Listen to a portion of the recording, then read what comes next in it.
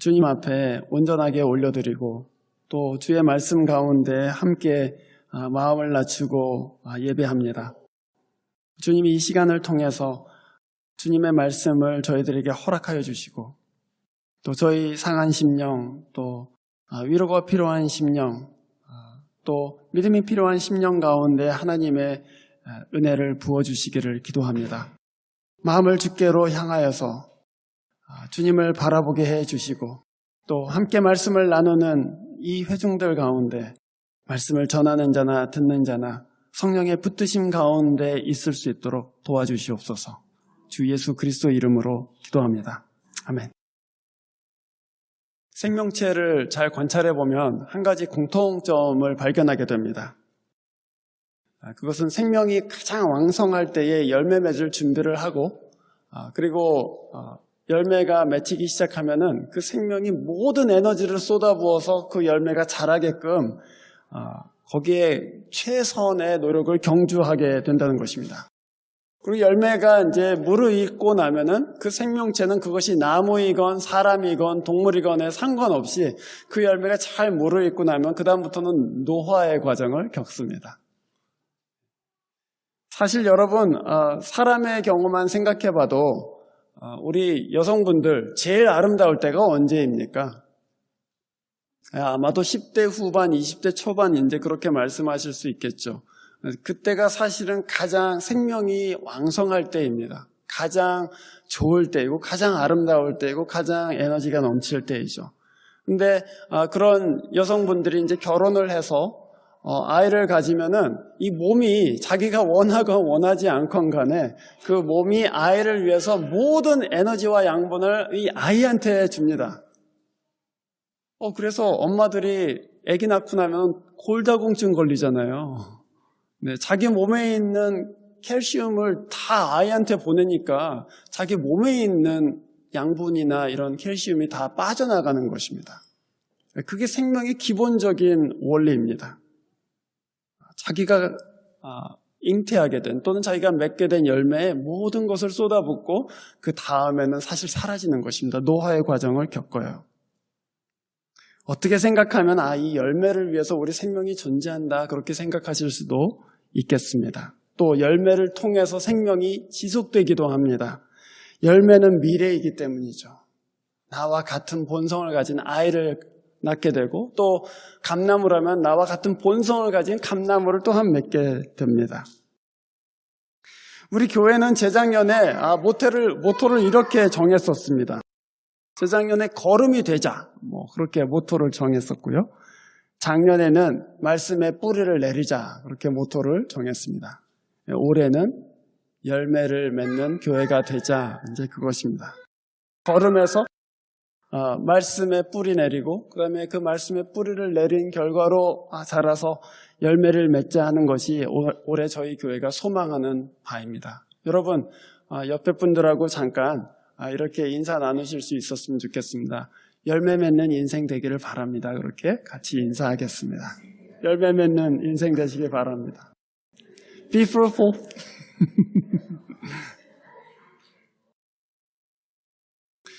오늘 우리가 읽은 이 본문은 열매에 관한 본문입니다. 오늘 1절 말씀에서 하나님을 농부라고 소개했습니다. 그리고 우리는 그 그리스도 포도나무이신 그 그리스도의 가지에 붙은 사람들이다 이렇게 예수님께서 우리를 소개하셨습니다. 여러분이 다 농사를 지어보신 분들은 아시겠지만 무엇을 경작하건 간에 농부의 마음 가운데는 좋은 열매가 맺혔으면 좋겠다 하는 그런 기대감들이 다 있죠. 열매가 풍성하게 열리면 여러분 누구한테 공을 돌립니까? 저도 밭에서 저희 이제 텃밭에서 토마토를 키운 적이 있는데 토마토 열매가 커지면 사람들이 토마토 나무가 참 귀하다 이렇게 생각하나요? 그 주인이 누군지 모르겠지만 잘 키웠구나, 비료도 잘 줬나 보다, 못 썼어요? 그렇게 물어보죠. 열매가 풍성하게 열리면은 그 열매를 맺은 나무를 칭찬하는 것이 아니라 그 나무를 관리한 농부를 칭찬하게 돼 있는 법이죠. 그래서 주님의 교회가 열매를 잘 맺으면 그것은 교회를 칭찬하기보다는 그 교회를 돌보고 계시는 농부이신 하나님을 세상이 칭찬하게 되고 또 영광을 돌리게 됩니다. 그래서 열매 맺는 삶은 사실은 우리 자신을 위한 것이라기보다는 우리를 돌보고 계시는 농부이신 하나님을 위한 것입니다. 우리가 열매를 잘 맺으면 하나님께서 영광 받으시지요. 또 우리가 귀한 열매 맺는 것을 하나님께서는 기대하시면서 바라보고 계십니다. 그런데 여러분, 열매란 무엇인가 저는 항상 그것이 궁금했습니다. 이 성경 읽을 때마다 열매와 같은 그런 비유들이 많이 나오는데 도대체 우리 삶의 열매라는 것이 무엇인가? 열매란 것은 신자 안에 있는 생명, 신자 안에 있는 하나님의 생명으로부터 자연스럽게 나오는 것들입니다. 우리가 이전에는 맺지 못했던 것들인데 하나님의 생명이 들어왔기 때문에 생기는 변화와 그 결과들을 우리가 열매라고 말할 수 있겠습니다. 그래서 오늘 이 본문에서 우리가 읽은 본문에만도 열매들이 여러 가지가 언급되어 있습니다. 예를 들어서 10절 말씀, 너희가 내 계명을 지키면, 그거 하나의 열매입니다. 주의 생명이 우리 가운데 들어와서 우리로 하여금 하나님의 말씀을 지킬 수 있도록 해주십니다. 지킬 수 있는 마음을 주세요. 그 열매입니다. 또는 11절에 이렇게 얘기하죠. 내가 너희에게 이러한 말 한 것은 내 기쁨이 너희 안에 있게 하고, 그리스도인의 열매 중에 하나는 기쁨입니다. 예수를 믿으면 그 성령께서 우리 마음 가운데 하나님이 주시는 기쁨을 누리게 해주세요. 그래서 이 절망의 사람이나 또는 불평의 사람이 아니라 소망의 사람, 또 감사의 사람, 기쁨의 사람이 되게 해주십니다. 또는 14장 27절에 보면은 이런 말씀도 있습니다. 나는 너희에게 평화를 넘겨준다, 그렇게 얘기했습니다. 하나님께서 우리에게 주시는 평화 역시 신자가 맺게 되는, 또 새 생명이 맺게 되는 귀한 열매 중에 하나입니다. 그러나 열매 중에 진짜 최고의 열매는 무엇이겠는가 생각해 보면 12절 말씀과 같은 열매가 있습니다. 내 계명은 이것이다. 내가 너희를 사랑한 것과 같이 너희도 서로 사랑하여라. 신자가 맺을 수 있는, 또 교회가 맺을 수 있는 가장 큰 열매가 무엇이겠습니까, 여러분? 사랑의 열매이죠.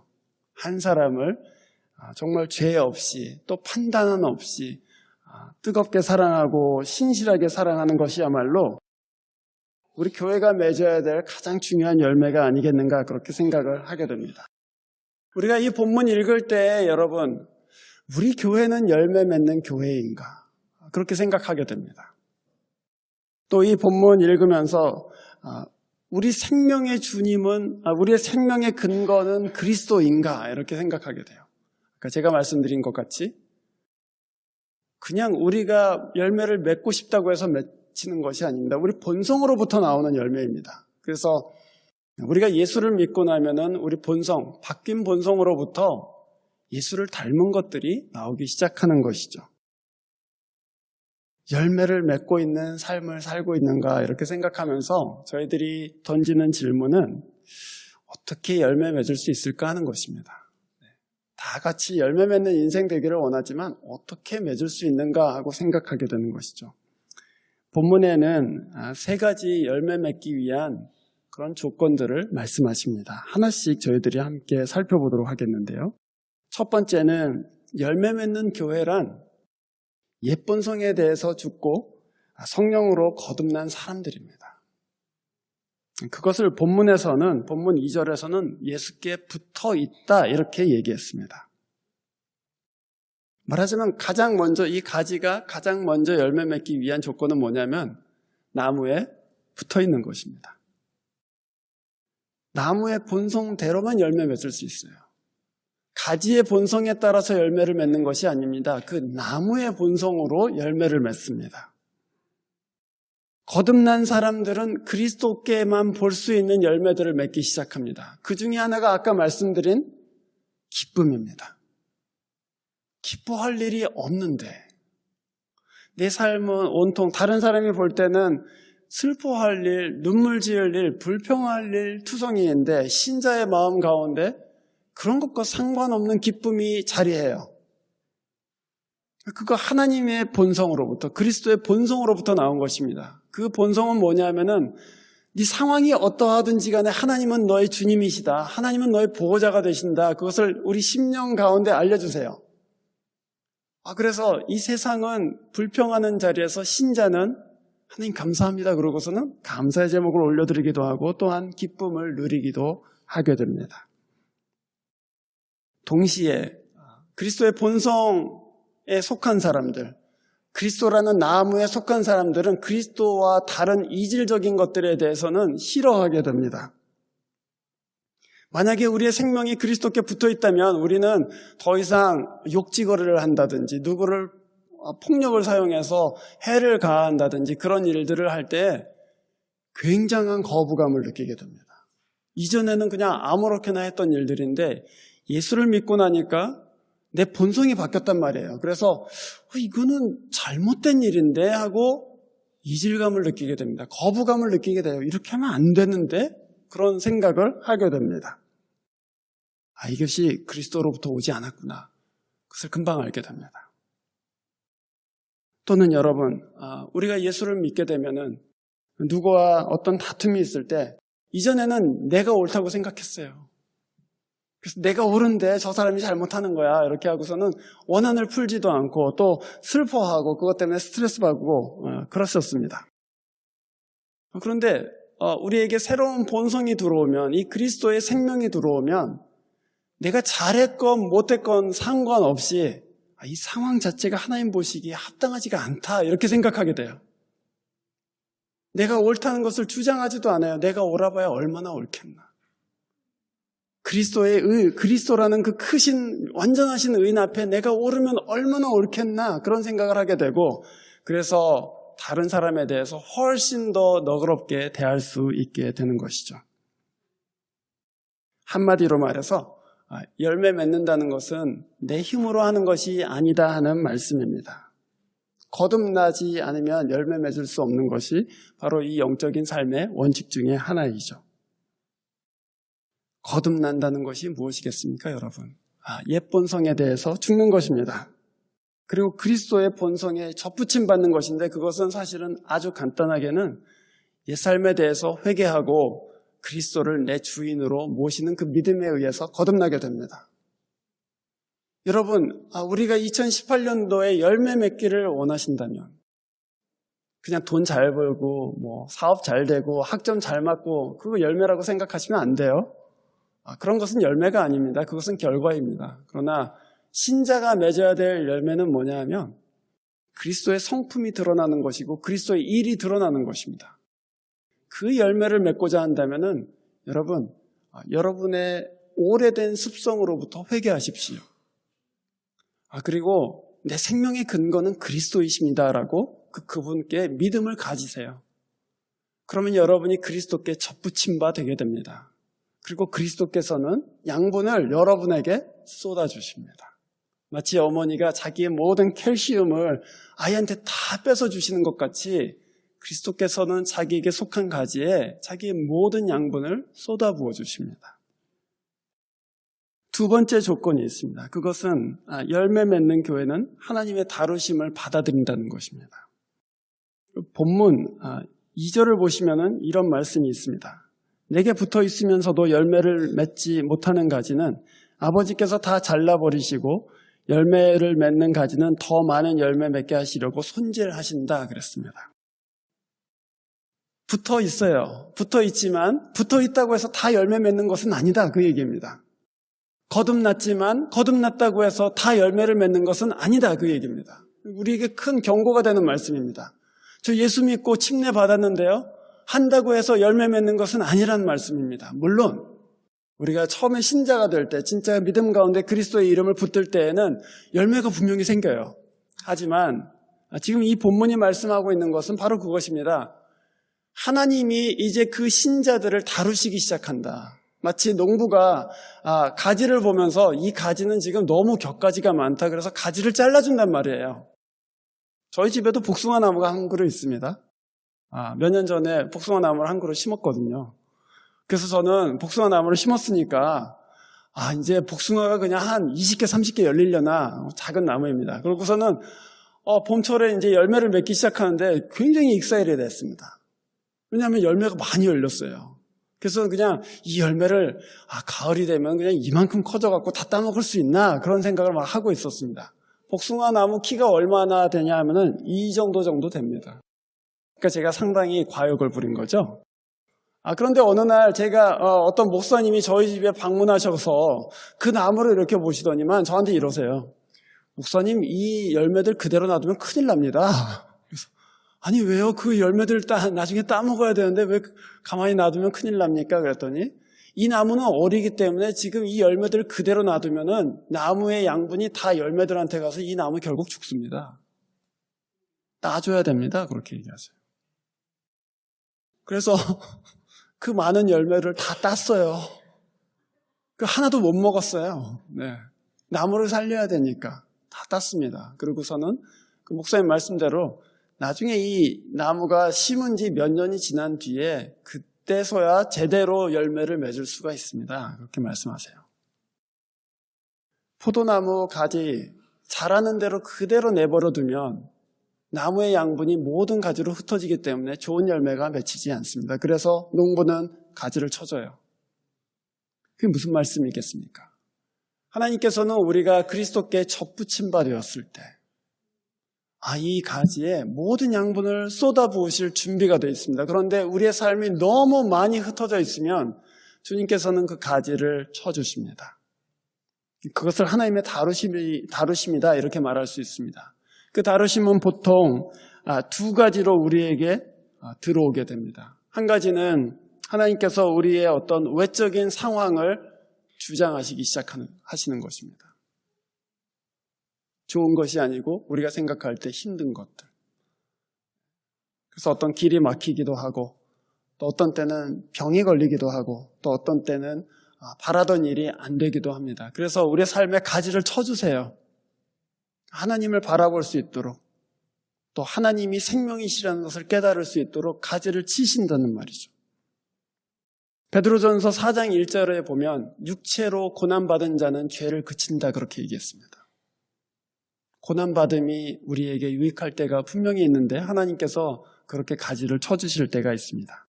두 번째는 내적으로 하나님께서 말씀을 통해서 우리의 죄를 책망하시고 또 회개에 이르도록 주장해 주십니다. 신자가 되면 예수님께 붙어있기 시작하면 주님이 우리 심령 가운데 말씀하세요. 야, 그거 잘못됐다. 너는 네가 옳다고 생각할지 모르겠지만 내가 볼 때는 아름답지가 않다. 내 권리인데 왜 제가 마음대로 못해요? 이렇게 생각하게 돼요. 하지만 여러분 기도하다 보면 그런 생각 안 드세요? 내가 분명히 맞는데 그리고 이게 내 권리가 분명한데도 불구하고 하나님이 별로 원하시지 않다는 것을 알게 돼요. 그래서 제가 포기하겠습니다. 제가 양보하겠습니다. 제가 그냥 여기서 돌아서겠습니다. 그러고서는 하나님의 주권에 그것을 넘겨드릴 때가 생깁니다. 하나님께서 우리 삶의 여러 방향으로 프루닝하십니다. 그것들을 받아들일 수 있겠는가 그것입니다. 만약에 가지가 저 프루닝하지 말아주세요. 저는 제가 알아서 열매 맺을 테니까 자르지 말아주세요. 이렇게 버티기 시작하면 주님께서는 굉장히 온유하신 분이시기 때문에 자르지 않으실 때도 있으십니다. 그러나 그렇게 되면 그 가지에는 좋은 열매가 맺을 수가 없는 것이죠. 그래서 주님의 손을 받아들이시기를 바랍니다. 어떤 땐 그런 것들이 내 마음 가운데 참 용납되지 않는 것들이 있어요. 내가 원하는 거하고 상황이 정반대로 갈 때도 있어요. 그런데 그때에 하나님 이것이 하나님의 다루심이면 제가 그것을 견디고 인내하고 또 그래서 좋은 열매를 맺겠습니다. 그렇게 받아들이세요. 또 하나님께서 여러분에게 안에서 책망하실 때 어떤 말씀을 통해서 여러분에게 네 길을 바꿔라, 네 생각을 바꿔라 하실 때 그때 여러분 생각을 바꾸세요. 하나님께서 그렇게 말씀하시면 거기에 순종해 보세요. 그러면 주께서 여러분의 가지들을 잘 정돈해 주시고 가장 좋은 가지, 가장 열매 맺기에 합당한 가지를 남겨두셔서 그 가지에 결국에는 귀한 열매가 맺히도록 해주실 것입니다. 세 번째는 열매 맺는 교회는 그리스도께 머물러 있기를 원하는 교회다 하는 것입니다. 본문 7절을 보십시오. 너희가 내 안에 머물러 있고 내 말이 너희 안에 머물러 있으면 너희가 무엇이든지 너희가 무엇을 구하든지 다 그대로 이루어질 것이다. 이렇게 말씀하셨습니다. 열매 맺는 교회의 마지막 조건은 그리스도 안에 머물러 있기를 원하는 것입니다. 그리스도가 내 생명이 되신다는 것을 고백할 뿐만 아니라 그분께 내가 어떤 것을 받든지 간에 나는 그분께 속해 있겠다라고 생각하고 그대로 행하는 것이죠. 쉽게 말하면 내 사랑이 거듭나는 것입니다. 이전에는 세상의 유익을 즐거워했어요. 이전에는 내 자랑거리를 찾아다녔어요. 그리고 하나님은 급할 때 찾았어요. 하나님 지금 이거 해야 되는데 좀 도와주세요. 그러고선 특별 새벽 예배하고 또 작전 기도하고 금식 기도하고 그래요. 그거 끝나면 어떻게 돼요? 감사헌금 드리고 감사 찬양 한 번 드린 다음에 끝나요. 그런데 사랑이 거듭나면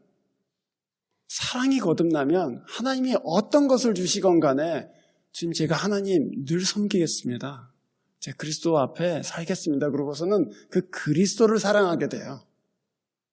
내가 이전에 좋아했던 것을 쫓아가는 것이 아니라 이제는 그리스도를 사랑해서 그리스도를 쫓아가게 된다고요. 그래서 뭘 주셔도 괜찮습니다. 제가 받겠습니다. 그러면서 진짜 큰 열매들을 맺혀요. 우리가 흔히 세상을 사랑하는 것을 쾌락으로만 생각합니다. 그래서 나는 세상을 사랑하지 않는다고 생각해요.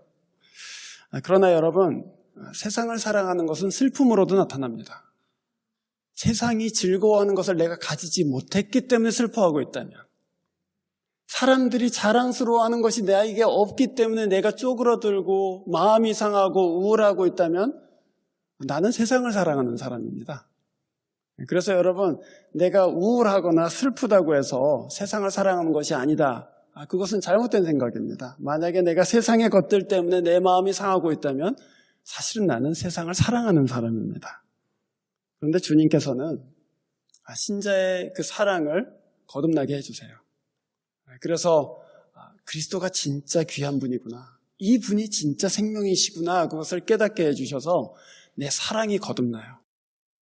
그렇게 되면 우리가 그리스도께 그냥 단순히 붙어있는 것이 아니고 그리스도를 붙들게 된다고요. 그리스도를 붙들어요. 주님 저를 놓지 말아주세요. 그러고 손으로 꽉 붙드는 것이죠. 그런데 여러분, 사람이 하나님을 붙든다고 해봐야 얼만큼 붙들 수 있겠어요? 붙들 수 없습니다. 사실은 보이지도 않는 하나님을 붙든다고 해도 어떻게 붙들겠어요? 사실은 무엇입니까? 아버지의 강한 손으로 아들을 붙들어 주시는 것이죠. 우리 아이들 보면 그렇죠, 여러분? 어렸을 때 아장아장 기면서 아빠를 붙들어요. 근데 진짜 아이가 아버지를 붙드는 겁니까? 그렇지 않죠. 사실은 아버지가 이 아이를 딱 이렇게 품고 있는 것입니다. 우리의 믿음이 그렇습니다. 우리 하나님께서 원하시는 것은 바로 그러한 붙듦입니다. 사실은 하나님께서 붙들고 계시는 것인데, 그런데 신자에게 네가 나를 붙들어라, 네가 내 안에 거해라 이렇게 말씀하세요. 여러분, 올해 우리가 열매 맺는 교회가 되려면 진짜 그리스도께 마음을 정하십시오. 주님, 이 세상에 여러 것에 그렇게 마음 쓰지 않겠습니다. 주님께 붙어 있도록 제 마음 드립니다. 그렇게 기도하시고 또한 말씀드리시면 좋겠습니다. 실제로 어떻게 그리스도 안에 거할 수 있는가라고 여러분 물어보실 것입니다. 오늘 7절 말씀에 주님께서 답해 주셨습니다. 너희가 내 안에 머물러 있고 내 말이 너희 안에 머물러 있으면 너희가 무엇이든지 구하든지 다 그대로 이룰 것이다. 그리스도 안에 머물러 있는다는 것은 무슨 신비주의적인 그런 경험을 얘기하는 것이 아닙니다. 그리스도 안에 머물러 있는다는 것은 그분의 말씀을 내 안에 거하게 하는 것입니다. 그 살아있는 말씀이 내 안에 거하실 수 있도록 나를 오픈하고 그 말씀을 듣고 그 말씀을 묵상하고 그 말씀이 명하는 대로 살기 시작하면 내가 그 말씀 안에 거하게 되죠. 그래서 여러분, 2018년 저희들이 삼겹줄 프로젝트 하면서 매일 말씀을 읽겠다, 이제 그렇게 온 교회가 작정하고 있는 거 아닙니까? 근데 그럴 때 여러분, 작년에는 여러분이 신약성경을 그냥 읽는데 시간을 소비하셨죠. 잘하신 일입니다. 한번 읽어보는 거 굉장히 중요합니다. 그러나 여러분, 오래 읽으실 때에는 이렇게 기도하시면서 읽어보세요. 하나님, 제게 한 말씀을 주십시오. 오늘 하루 제 마음 가운데 딱 한 말씀을 주십시오. 여러분, 한 말씀이면 좋게요. 한 말씀이 내 안에 들어와서 그 말씀이 나를 비추고 그 말씀에 순종하고 그 말씀을 사랑하면 그것으로 끝이에요. 그것보다 더 구할 것이 없어요. 주님, 오늘 저한테 제가 읽는 이 말씀 중에 한 말씀을 허락해 주십시오. 제가 그 말씀을 마음에 품겠습니다. 그러면 여러분은 그리스도 안에 거하게 됩니다. 그 말씀에 순종해 보십시오. 이해가 되지 않아도 내 판단으로는 정반대라고 생각되어도 한번 순종해 보세요. 예수님께서는 가나의 혼인잔치에 초대를 받으셨을 때 갑자기 그 혼인잔치에 포도주가 떨어지는 상황을 맞게 되십니다. 그래서 예수의 모친께서 예수님한테 포도주가 떨어졌다 이렇게 말씀하셨죠. 근데 예수님께서는 종들한테 큰 돌 항아리에다가 물을 아구까지 채워라 이렇게 말씀하셨습니다. 그 돌 항아리에 물 채우는 일이 여러분 생각보다 쉬운 일이 아닙니다. 6통이 있었는데 거기에 몇십 갤론의 물이 들어가는 통들입니다. 이 포도주를 만들어야 되는데 왜 정결내에 쓰는 돌 항아리에다 물을 채우라고 하나? 이거는 바보 같은 일이야 하고 순종하지 않을 수도 있어요. 하지만 종들이 순종했습니다. 그래서 물을 아구까지 채웠어요. 그랬더니 그 물이 포도주로 바뀌었습니다. 주님께서는 우리에게 이해가 되지 않지만 순종하는 법을 가르쳐 주십니다. 주님께서는 우리의 지혜가 아니라 하나님의 말씀에 순종하는 지혜로 살라고 우리를 인도하십니다. 그렇게 함으로 이 말씀에 우리가 온전히 거할 수 있게 됩니다. 그리고 그 일로 인해서 그리스도께서 원하는 열매들이 우리 삶 가운데 맺혀질 것입니다. 이 세 가지 조건을 결여한 사람들은 어떻게 될 것인가? 오늘 이 본문의 6절 말씀을 보시면 이렇게 되어 있습니다. 사람이 내 안에 머물러 있지 않으면 그는 쓸모없는 가지처럼 버림을 받아서 사람들이 그것을 모아다가 불에다 태워버린다 이렇게 되어 있습니다. 여러분, 우리의 삶 가운데에는 사람의 눈에는 평화롭고 번성하는 것처럼 보이지만 하나님 눈에는 아무 쓸모가 없는 인생들이 분명히 있습니다. 우리가 보기엔 부러워 보이고 우리가 보기에는 잘 사는 것 같이 보이는데 하나님 보시기에는 아무 쓸모없는 인생들이 있어요. 그 인생들에서 여러분의 마음을 돌이키십시오. 그 인생들을 부러워하지 마십시오. 그리고 오히려 그리스도 안에 거하고 그리스도를 붙들고 그 사랑 가운데 만족함으로 2018년도 그리스도께 유익한 인생, 쓸모있는 인생, 그리고 열매가 가득한 인생 되기를 주의 이름으로 축원합니다. 기도하겠습니다. 하나님 아버지 은혜를 감사드립니다. 오늘 저희들이 함께 나눈 말씀처럼 있는 가지가 되어서 그리스도를 영화롭게 하고 하나님을 기쁘시게 하는 교회로 이 1년 잘 믿음으로 생활할 수 있도록 도와주시옵소서. 주 예수 그리스도의 이름으로 기도합니다. 아멘.